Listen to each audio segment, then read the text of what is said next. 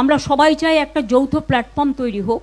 যে বলছে যে সকল দল আপনারা সকলে এক হন, কিন্তু ইনি তো আগে বলতে পারতো যে সকল ইলেকশনের আগে বলতে পারতো সকলের দল এক হয়ে আমরা বিজেপির বিরুদ্ধে দাঁড়াবো।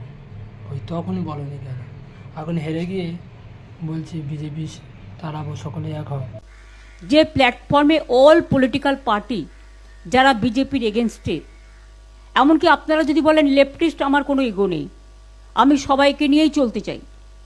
এবং আজকে যা অবস্থা, বিজেপিকে যদি রুখতে হয়, লেফটিস্ট সবাইকে, আল্ট্রা লেফট সবাইকে, আমাদের তৃণমূল কংগ্রেস আমরা কথা দিচ্ছি, ন্যাশনাল পার্টি সবাইকে, যার যতটুকু শক্তি আছে, দিল্লিতেও যেমন আমরা লড়াই করব, তেমনি বাংলাতেও আসুন আমরা জোট বাঁধি। যদি কেউ এ ব্যাপারে কোনো রাজনৈতিক দল আমার সাথে কথা বলতে চান, আমি 4টে থেকে 6টা পর্যন্ত অ্যাভেলেবেল আছি অফিসে, আমাকে জানাবেন, আমি নিশ্চয়ই আপনাদের সাথে কথা বলবো।